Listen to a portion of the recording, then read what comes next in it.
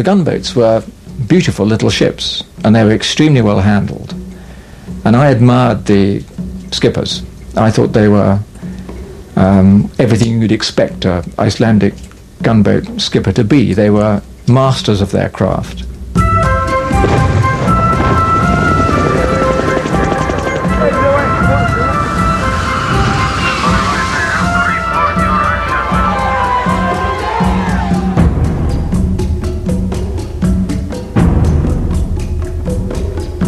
We're determined to carry on fishing inside the 50-mile limits.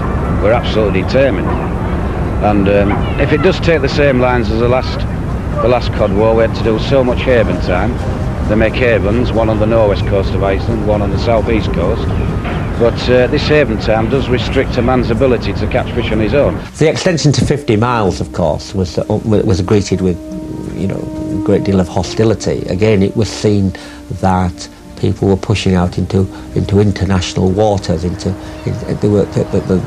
freedom of the sea was being challenged. The whole potential future of vitality of this industry, which so many people relied, was being compromised. And it's like a small nation against a big nation, what the hell else can we do? So they thought, well, chop him up and we'll lay the trawler owners in the pockets. I didn't go for it at the time, you know what I mean? If I had been the Icelanders, I'd done exactly the same, you know. If you don't want somebody on your doorstep, then do something to get them off it.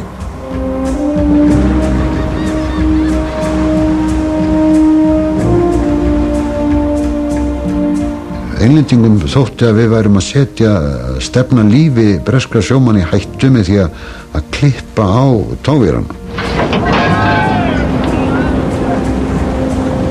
I think the fishermen and the owners felt that it was an extremely stupid and very dangerous occupation and would almost inevitably lead to loss of life. Tilfelli var að þetta var skorið djúpt einhvers langt niðri í sjónum. Teygjan sem var á vírónum, hún fór bara í sjóinn. Putting that gear back together again took 18 hours solid slog for all hands to rebuild that gear and put it back on the deck. And to their mind, it was 18 hours for nothing. They weren't getting paid for putting that gear back because it wasn't catching many fish. That was heartbreaking, particularly after, by the time you got the gear rigged up and shot away, the fish has probably moved anyway.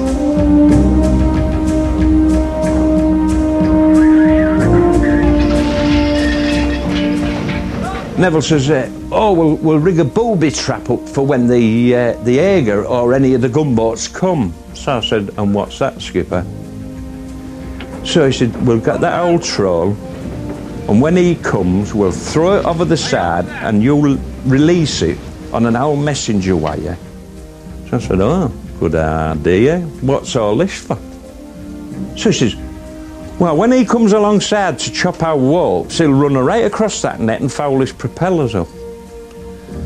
I says, you must think these Icelandic are dickheads or something. Þeir reyndu nú ýmislegt, en það var nú aðalega að reyna að koma bæði köðlum og tói í skrúðan hjá okkur. So we puts this trailing piece of net out, along comes the gunboat, wham bang, sorry Sam, cut our warp. I thought that was a really good idea. Please release me, let me go, for I don't love you anymore. Við hjóluðum í þá og klipptum aftan úr og þannig á öðrum tóranum að við náðum trollinu borð eins og lagði sig. Það flæktist raunverulega klippan í trollinu og við náðum netinu borð og þar á meðal pokanum og fiskinu og átum fiskinn úr pokanum þar sem hann var búinn að veiða. I have found a new love, dear. And then I suggested to a pal of mine, look, if you want to shoot your troll, I'll dodge behind you, close behind you, and the gunboat won't get at you, troll. So he said, oh, if you're so confident about it, you shoot your troll and I'll come behind you. I said, all right. He called the gaffer and told him what we'd done. And if he comes back, we'd do the same thing. And the boss, of course, thinking only of money, said, I'm not happy with that. If he comes back, you don't mess about with that. We can't afford for you to be dodging about protecting each other. And he wouldn't support our little defensive plan.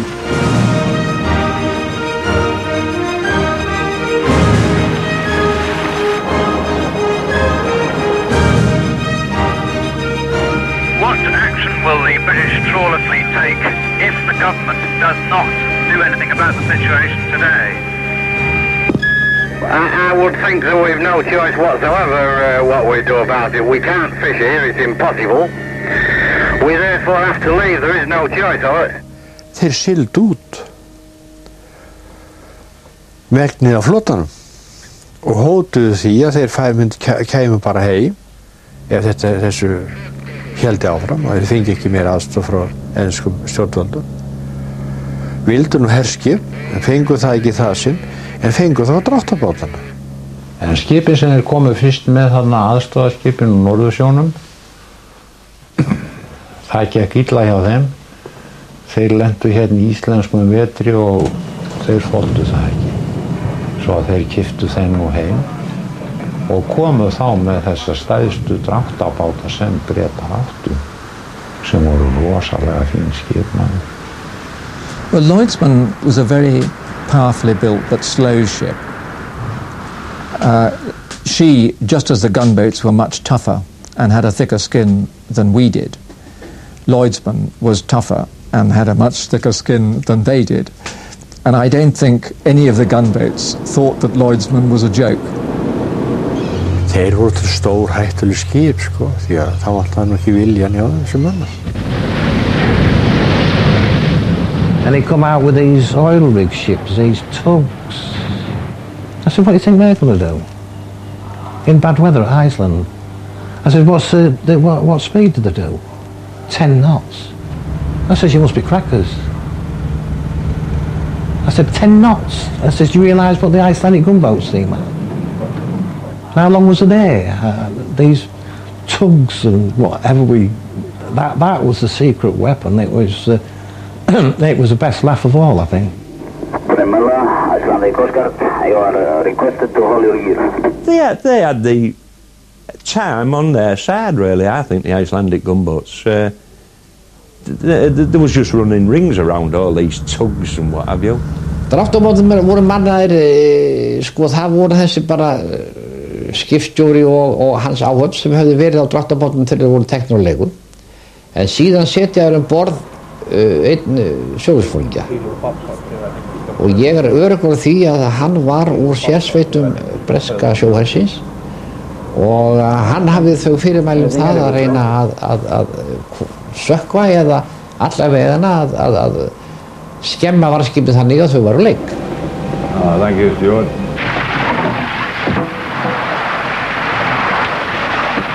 We was fishing at the south of Iceland and when Harmy exploded and we went to see if they wanted anybody to help evacuate the Icelandic from Harmy. And when we got round there, they says no. So the skipper said, oh, well, we aren't going to steam all that way back, we'll shoot. So we shot. Ef að gosi hefði ekki orðið, þá hefði margt farið öðruvísi. Það var geysileg harka á þeim tíma þarna veturinn og þeir fengu bara, ef ekki segja bara gott vetrarfrí Bretarnir frá okkur þarna þegar gosi var því að allur okkar kraftur fór í þær björgunaraðgerðir og það sem því fylgdu eftir. Þannig að Kölski bjargaði inn í þetta skipti.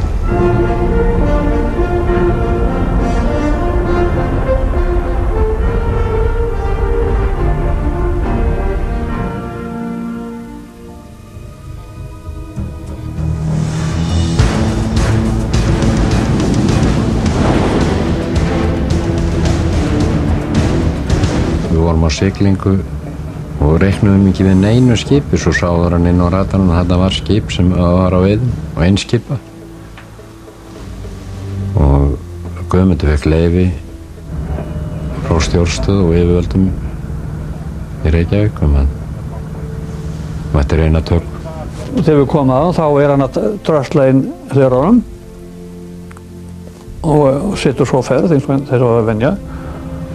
Og hann hafði sambandið við kapteininn á Everton og hann hélt áfram að sigla og það var skotið fyrst lausum skotum fyrir framan. Hann vildi ekki slappa og þá byrjuðum við að skjóta og við skutum 8 kúluskotum í hann og þessar kúlur þó að það sé nú ekki merkilega þá hún fór í gegnum hann alveg í stefninu eða svona framalega í netalestinu, hún fór í gegnum út hinu veginn. Og þá sagði ég nú upphæðlega við hann sko þegar við byrjum að skjóta kúluskotum að það hann að taka alla mennina úr útkartum fram í sko sem við bjögum hásættinir og fara með aftur í skipið. Og hann gerði þá, ég sá það þegar þið fóru að löpuð aftur yfir. Og svo erum við búin að skjóta einu 2 kúluskotum í lestina þá spyrir hann mig hvort það með ekki senda menn og sjá hvað það með mikið tjón. Jú, segi ég. Og þá sé það bara fer heill hópur að köllu fram. Svo ég segi hann að hann megi ekki senda hann með 1 mann til að skoða skemmdirnar. Ef hann ætlaði að gera við það þá skulle ég láta hann menn til þess að gera við það. Við höfum útbúnað til þess. Það vildi hann náttúrulega ekki. En básplanur fór niður og hann er vist verið ánægður með þetta sem hann sá.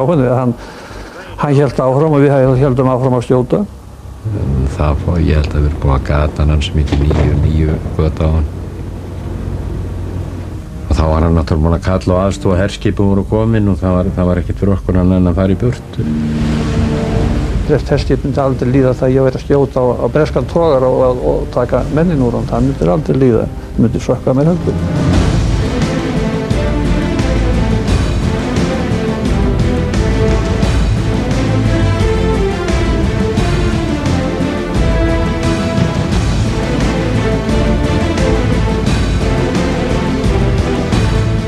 It's the most bizarre capture I think the Icelandic Coast Guard will ever get. About 3 o'clock in the morning. I said, right, you can take over now to the mate. And I showed him the chart. I showed him the toll that we were making. I said, here's the limit line. You know your positions of the backland on the radar and all that. And I left it to him. I was very tired. I said, call me at 7 o'clock in the morning. I said, regardless of what fish we get, we're going home. Because we're nearly full anyway. Það var þegar samkomulega hafði á sér stað, það var gengið í gildi við 50 mílunar. Þá erum við á eftirlitsferð í kringum Hvalsbak og komum þarna að togara og sem reyndist C.S. Forrester. About 5 o'clock in the morning, he comes shaking me, skipper. So what time is it? He said 5 o'clock. I said, another 2 hours. I said, come on. He said, the gunboat wants us to haul our gear. How far are we off the backland? He said, 31 miles. I said, crikey. I knew then. I said, you need to be 33 miles off this particular piece of background. That's sad. So I come on the bridge. Gunboat's tight alongside of us. Og það stoppaði við hliðina á honum og kallaði talstöðinni sem sérst yfir í hann og ekki dansað og svo hamast á flautinni og það sést engin maður. Þangað til að sést smá hreyfing í brunni og litið út, snöggt út og svo sjást 2 kallar hlaupa aftur og höggva á vírana og svo brunnar á staðinn. I wouldn't have done, but the fact that with my past record, I thought this time I'm going to get 5 years. Well, he can sink the ship if he wants to, as long as the crew's okay. Well, that's so I started steaming to the Faroese limits. And the usual routine, he was calling me, stop your ship, you're under arrest and all that. Og hafa nú margsinnis búið að reyna að koma vitinu fyrir til og bæði útgerðin í Englandi, Hása sem þá var eftirlitsskip Breta á Íslandsmiðum. He was firing blank shells at us and we carried on and we got very close to the Faroese limits. And the Icelandic captain called me up and said, I've just been in touch with Reykjavik. I've got to stop you at all costs. The officer on the gunboat, he did in contact with Dickie Taylor. When he was going to fire a shell and he used to say, tell all your crew to get into that certain space and we'll fire outside. The first shell that hit us, the ship shuddered. It shuddered. The more shells are fired into us, then the more frightened we got, especially when they started firing the large ones. And I looked down and thought, crikey, he means business, this guy. but there can't be very good shots aboard that ship. En svo skipti ég bara skyttu og setti þriðastýringu sem reyndar hafði nú aldrei snert á farbyssu til þess að skjóta og það var bara 100% nýting. Það skaut 2 skotum og annað fór í gegnum togara og hitt fór þarna, eins og ég segi, inn í rafvélarrúm og stoppaði hann. Þá kallar Þeilvar að það sé slasaði maður og vill komast yfir og Hása náttúrulega segir að hann skulle bara koma með að sækja menn. Og síðan sendum við menn þarna borð og þá kemur þá á kafinu að það hefur nú sem betur fyrir voruð engin slys. En skipstjórinn var flúinn. Commander Flack was absolutely disgusted. He said, you should have said, disobeying the commands of the Icelandic Coast Guard. I thought, Christ, I've been in these cod wars longer than you had. But in the end, he asked me to leave his ship. And they arrested me then. So I said, well, you'll be going out to Little Roan again, your old holiday camp.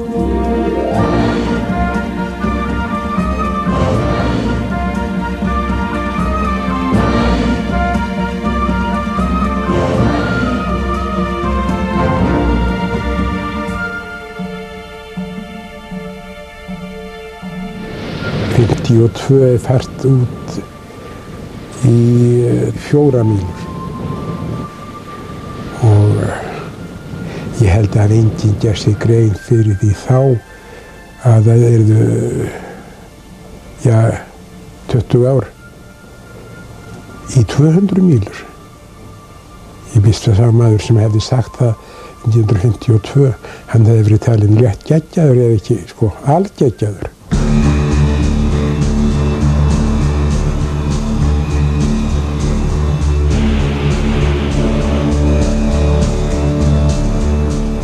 I did appreciate that the 50-mile limit was more difficult for them to police, but when they declared 200 miles completely off the continental shelf, it just didn't seem right. What right have they to claim the whole continental shelf to themselves? Þá sem sagt sama sagan, það næst ekkert samkomulag og harkan sex í þessu öllu og nú ætla Bretarnir heldur betur að taka okkur í bakaríð leið og 200 mílur settar út því að þeir senda strax inn herskip og dráttabáta. The equipment had improved by the time that we went the second time round. So off I went, but I had a brief with the Admiral before I left and a brief from the staff before I left. And it was quite clear that this was a very different situation from that in 1958.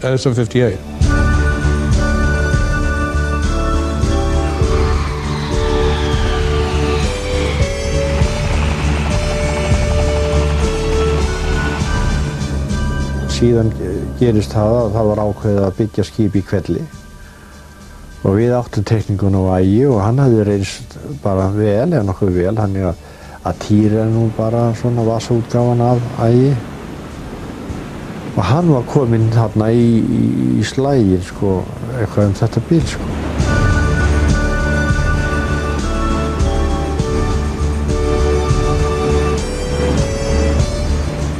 I was a young frigate captain.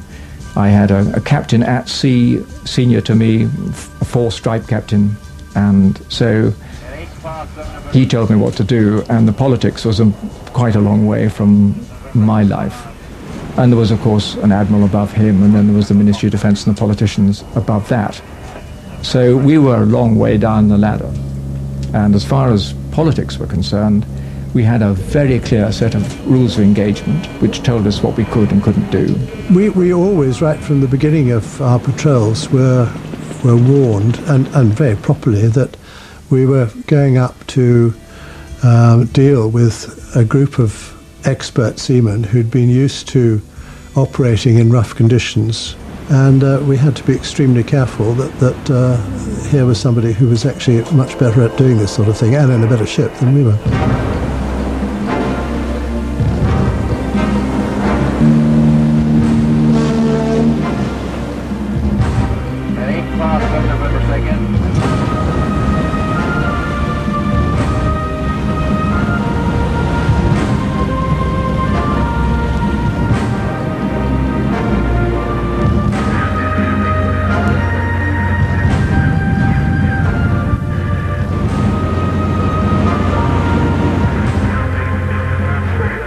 var í 200 míla stríðinu, þá var ég með 10 alveg sprungu nýjan og þá kom einhver anskotan strákbjóni og sleimdi sig utan í mig. Ég var ægilega sár. Ef ég hefði verið stærri og ég skotið á hann. Hann var bara með stóra byssur.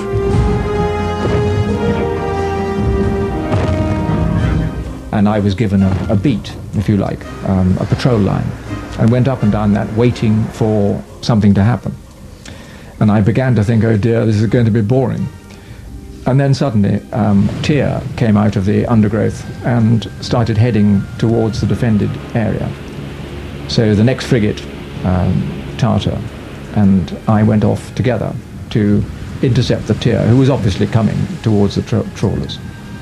And we always used to try and match them and always try to have a collision on the port side so that in international law we would be seen as being in the right, because international law says that ships approaching on the port side give way. So if you have a collision, the ship on the port side is the one that's at fault. Þeir ættu að varla mig kæmist að landinu. Sigldi alltaf þannig að ég gat aldrei byggt að landinu. Og þá var einn sem var þetta þannig að ég var við rest þá var ég bara að beygja á að þá hef ég kert á helvitið, það er sjálf því viljandi og þá komst ég í burtu. En það ger ég viljandi. Það er að viðurkenna það núna. En þeir voru mjög lengnir í að koma okkur í þá aðstöðu þegar þeir fóru utan í okkur að þeir væri í rétti svona myndrænt séð en samkvæmt siglingareglum þá vildum við meina að þeir væri í órétti vegna þess að þeir hafðu siglt okkur uppi. Það stendur þar einhvers staðar að skip sér siglur annað uppi, það á að víkja fyrir því að sjá til þess að það lendi ekki í klemmu við það. Og það gerði, þeir kom alltaf aftan frá og sigldu fram með okkur. Here, this is Brighton. I intend to hold my lawful course. Clear the area away from the fishing fleet. Tyr, Brighton, over. Og það má kannski segja við hann vægir sem viti hefur meira en maður kunni ekki alltaf við að láta beygja fyrir þeim og þetta þá hélst bara stefna og hraða óbreyttins eins og maður ber samkvæmt siglingar og þá var það árekstur. Þó standi nú líka í þeim að ég forða árekstur í lengstu lög. Það er svona, maður getur ekki munið allt í einu.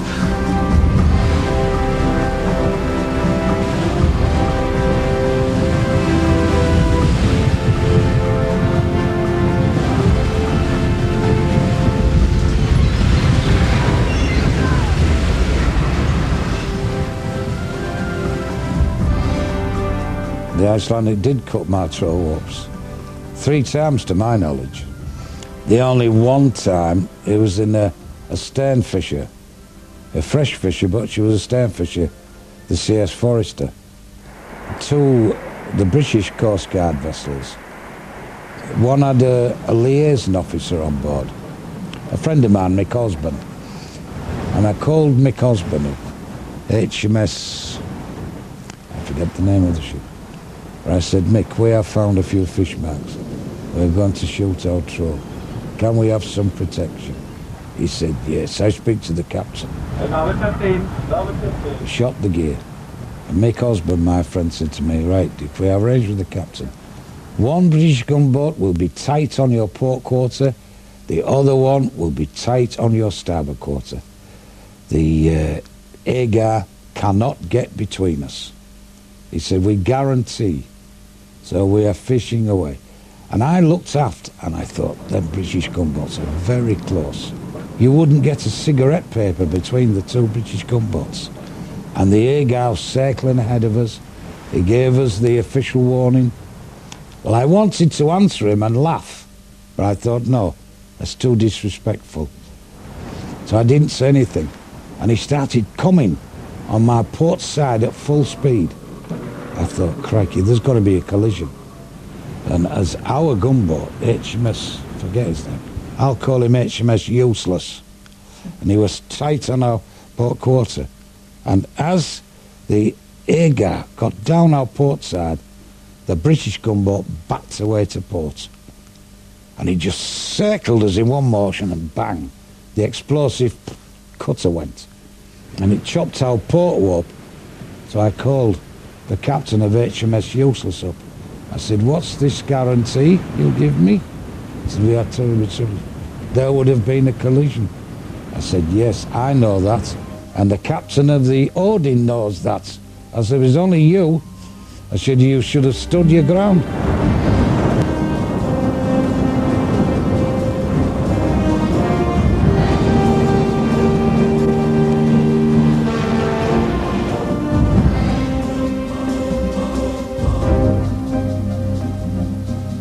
Já, við höfum skorið á 2 togara þarna örfáum dögum áður.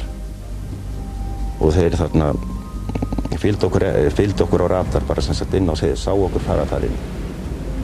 Og það átti ekkert að hleypa okkur þaðan út aftur.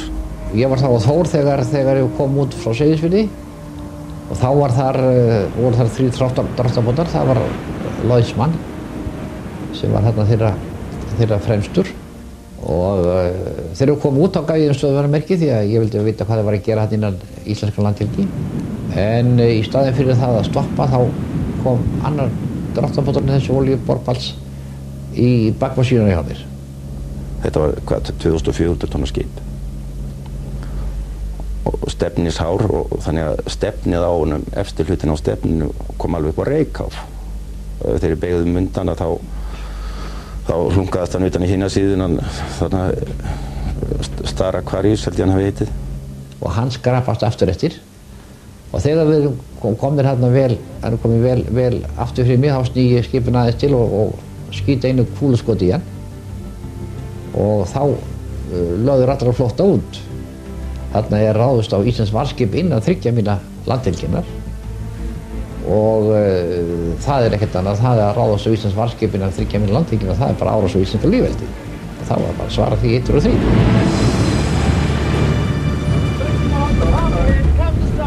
Þessi atburður hafið þá eftirmála að það var hótað hérna, þetta kom fyrir Sameinuðu þjóðirnar sem ræddu málið og það var hótað stjórnmálasliti við Bretum.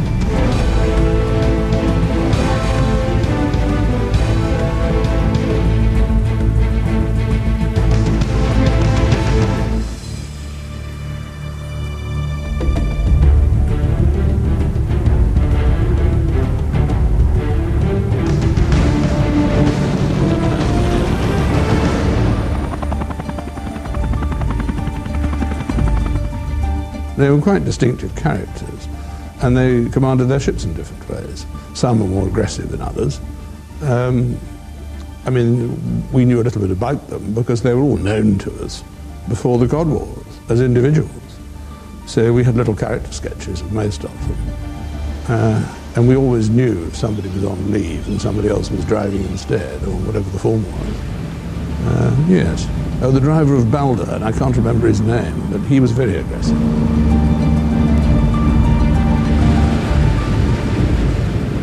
Já, það byrjaði svona átöku eins og gerðist. Díómetra var að verja togara flota, mótum að reyna að komast inn í flotan og geta beitt klippunum.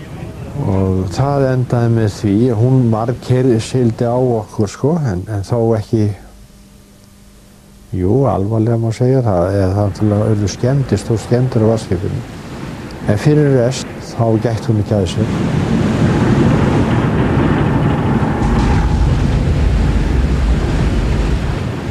It seemed to me on that particular afternoon that he was determined to damage my ship.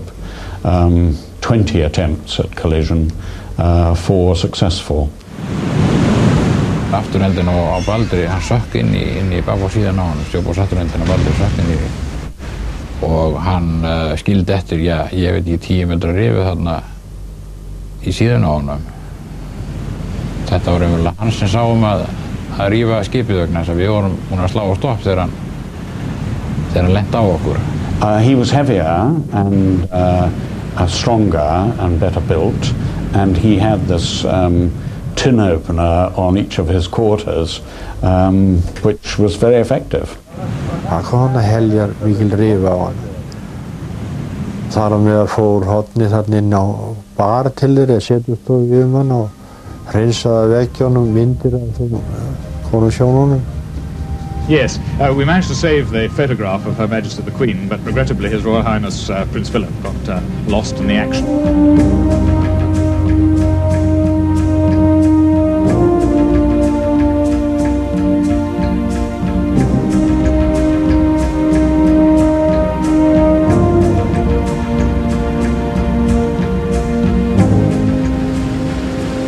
Hérna í eitt skipti þá var hann nú með okkur hérna fréttamaðurinn Páll Heiðar. Þá hafði einn togarinn hann á einum togarunum, hann hafði labbað nættur og var myndið góður aðdragandi að þessu þegar hann var að rétti upp á sig gallanum og gikti niður þessu og syndi á þessu rétturinn, tók á sig vettlingan og svona. Og eftir að var búinn að því þá var hérna Prins Charles þessu togari. Þá kallaði Páll Heiðar í hann í talstöðun og spurði hvort það verið breskur síður að heilsa skipum svona.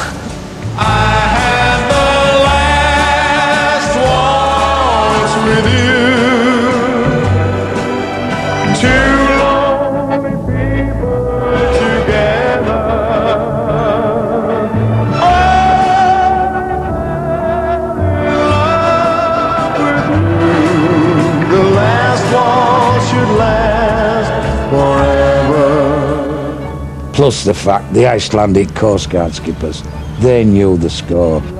I mean, it was they was playing football on their own ground. It was their territory. They know the weather, they knew the banks where the fish was likely to be. And the British gunboat captains just know how to pass the ports, after dinner. Very handy in a cod war. There is a picture of the Royal Navy which exists throughout the world almost, that the Navy, the Royal Navy captain goes from the bridge down to his cabin and has a gin and tonic. There's a steward and life is genteel. The British Merchant Navy, all the commercial ships, have the same view and still do. And of course it doesn't exist. But I have to say that once the Navy's on task, it's extremely dedicated. There is no drinking at sea. The rum tot had gone out by the time this cod war was, so there was no rum in 1976. The rum went out in 1970. Rétti þetta einu fréttamann útlandur sem var hjá mér borða. Þegar þetta var verst því ég hefði aðgerði klukkan rétt fyrir 6.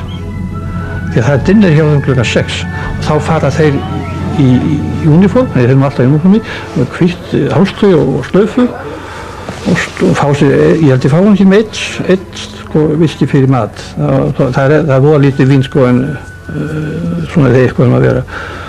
Og svo borða þeir allir saman, nema eitt sem fyrir brú. En svo byrjaði því að ég byrjaði alltaf rétt fyrir 6 að djöflast í einhverjum togara og þá var kallað í battle station og þá enginn fekk að éta.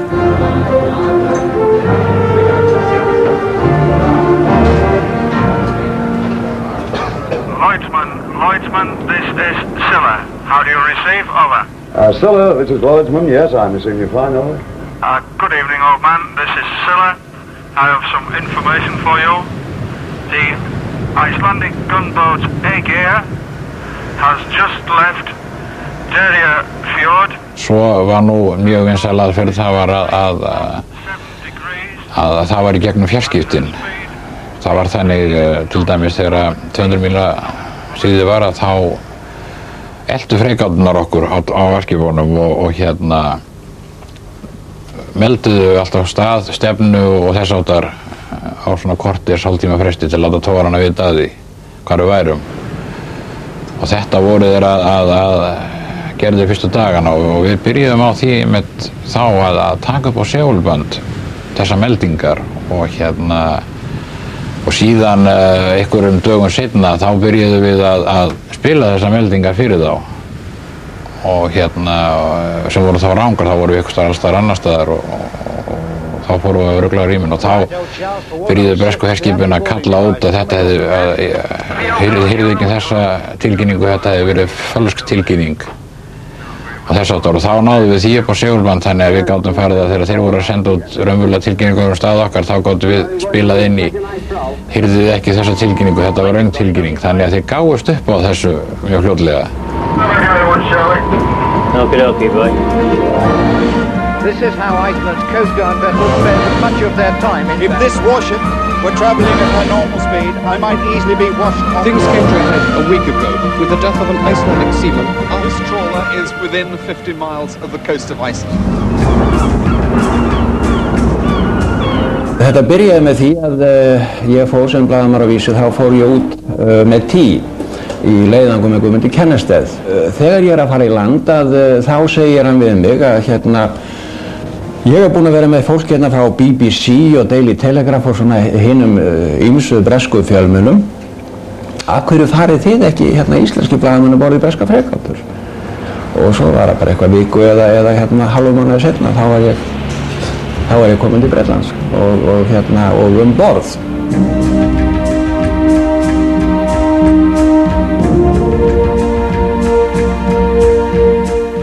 Það var Týr, Óðinn, Baldur og Ver og það voru held ég að ég fari rétt með að verið 6 herskip, 4 dráttabátar og 20 togarar í einu nafn.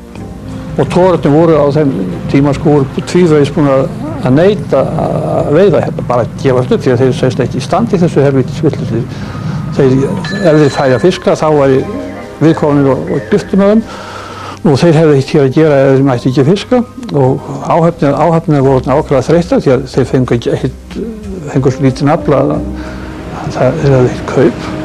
Up until that evening at about 7 o'clock, the rules as far as the British warships were concerned were very restricted, and we'd been told to do the job as best we could, but not in any way to get in a position where we would be damaged.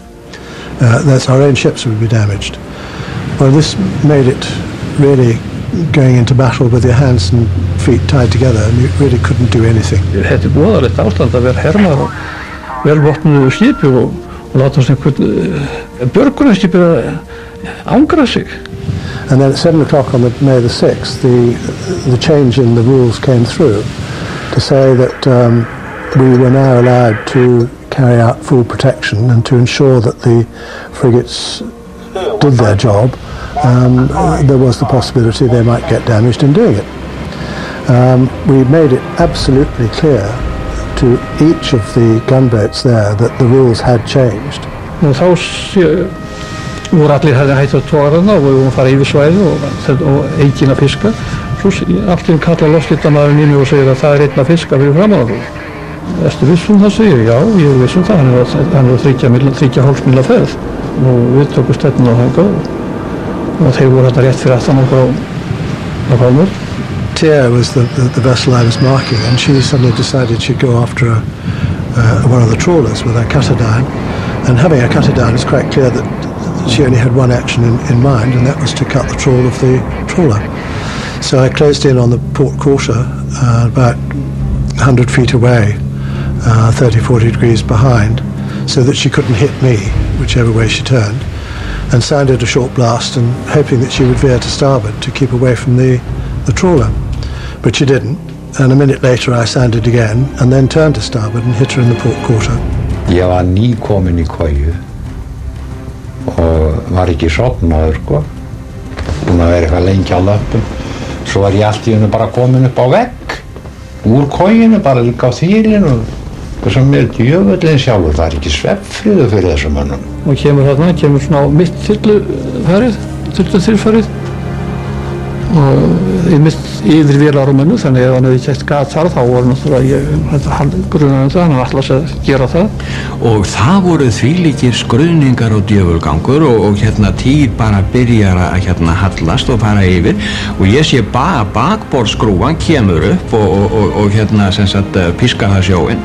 we had this awful incident where she heeled right over to starboard and then came round port side to port side, which was quite horrific and quite horrible.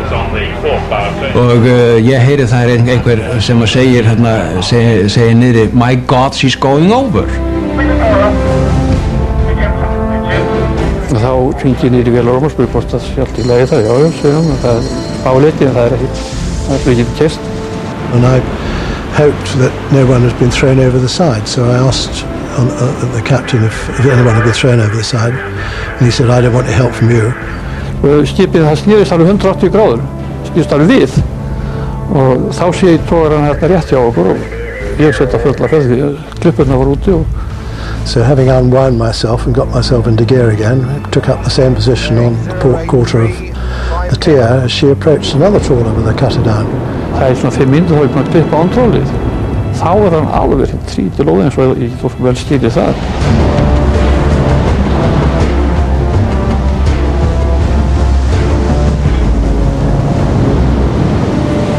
Það var einhver þarna niðri sem sagði, my God, what kind of a man is this Captain Cannister? Og svo var Freygarðan kominn, það var náttúrulega allt brjálað, sko. I did the same routine, sounded a short blast, waited a minute or so, sounded again, waited again, and sounded the third time before I turned to starboard and hit her in the same place.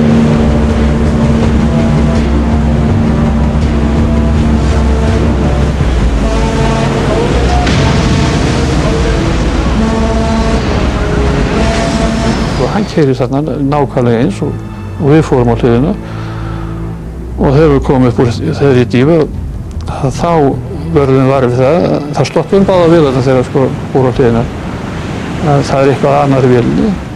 En svo sá maður það fljótlega þegar hann skrönglaðist ofan á okkur sko að það vantaði stóran hlutan af stefninu og þetta var bara efsti hlutin af stefninu sem var heitt sem var inn á okkur.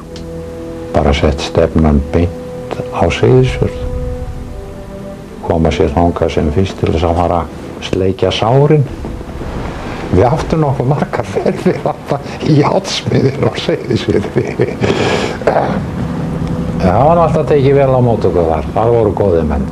Ég ger ekki ráð fyrir að hann hafi verið hrifinn af þessu, en hann náttúrulega það var ekkert slys, það náttúrulega mest í varið. Fortunately, no one was hurt, no one was killed, and no one, there was no damage done to people. Mér brá alveg óskaplega og eins og fleirum um borð því að vegna þess að við héldum að væri að fara yfir sko. En svo líka sko þegar hann setti hérna á fulla ferð aftur og sem sagt keyrði á næsta togara þá var litla Íslandins hjarta alveg hreint að springa á stolti. And at the end of that it appeared the 4 gunboats then decided that they would retire, and that appeared to me to be virtually the end of the Cold War, at least the end of the Cold War up there. Þetta passar alveg vegna þess að þeir réðu svo á Óðinskömmu síðar og fóru illa með hann. Nú bara settur bara í klessu, hann var bara ósjóð, hann var algjörlega bara, hann fór, ég held að vera í fyrstu túrna, hann var gengið bara alveg frá honum og Þór var nú búinn að fá sína dýfurnar, þannig að þeir ætlaði að klára þetta alveg hreint þarna á þessum tíma og hefði eflaust gert það með því að fórna þessum skipum. I want you to steam Italy and join the main group there. I think that's the best you can do.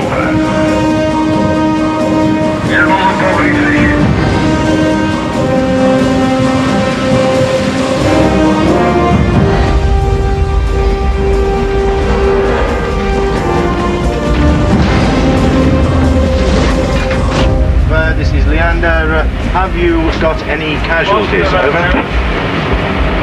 No, and thank God for that.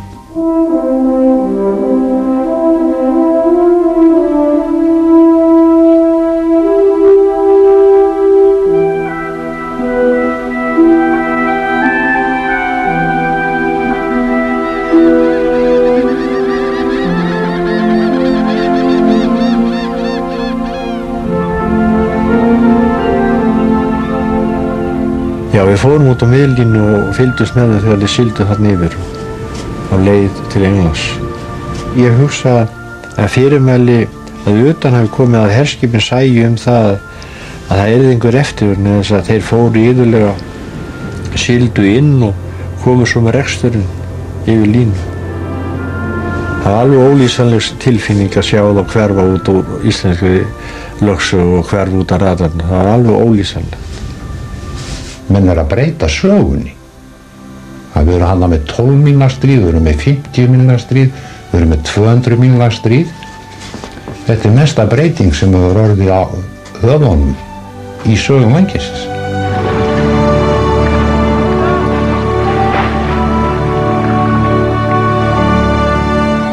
Það með þessi þorskastríðin svo öll önnur átök. Þeim verður að ljúka og menn verða að finna nýja framtíð. No, they was doing a job, and as far as I was concerned, if you're doing a job, you do the job to the best ability you can do it, and that's what I think. That's all the Icelandic government was doing, and the gunboats was doing, was sticking up for their own rights, and they did a bloody good job of it as well. Þegar síðasti togarinn hífði upp og sigldi út úr landhelginni, að þá var togarasjómaður hásetti á skipinu, skipinu sem var á, og hann sagði: drengir, nú sjáum við hér á eftir síðasta útlendingnum sem að veiðir í landhelgi og þið getur verið viss það innan 10 ára verðum við búin að rústa henni sjálfur. Well, I think it was a completely unique experience, even if you had been to sea for a long time, because it was a very stupid way to use frigates. I mean, everybody knew that, from the politicians downwards. They were not designed to be used as bumper cars. But that said, because of the unique conditions, something had to be used to deter the gunboats from cutting trawls.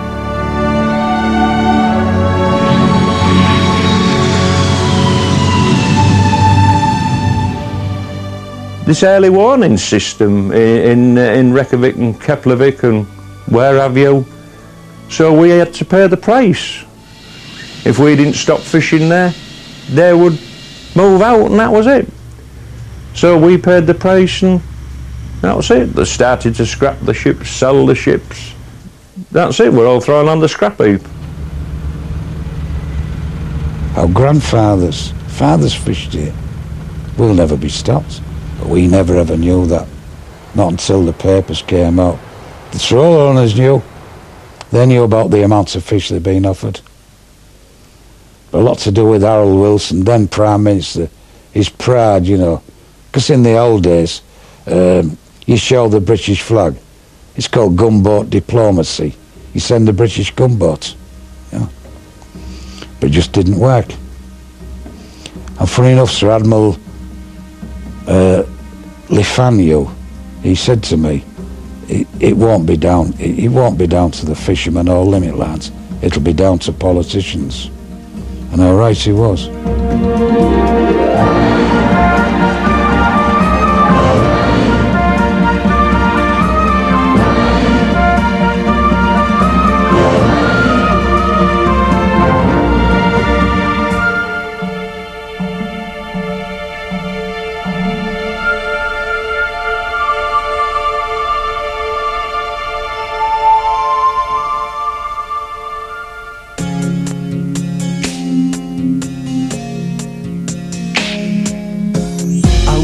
Should I go or should I stay?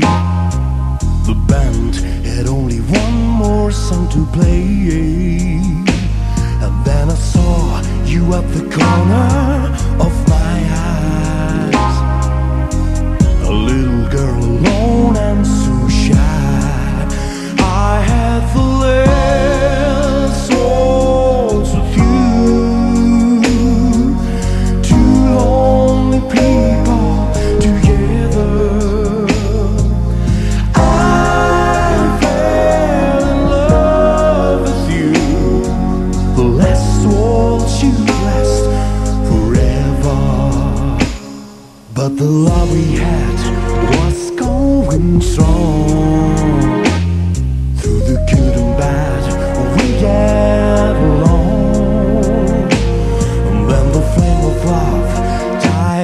your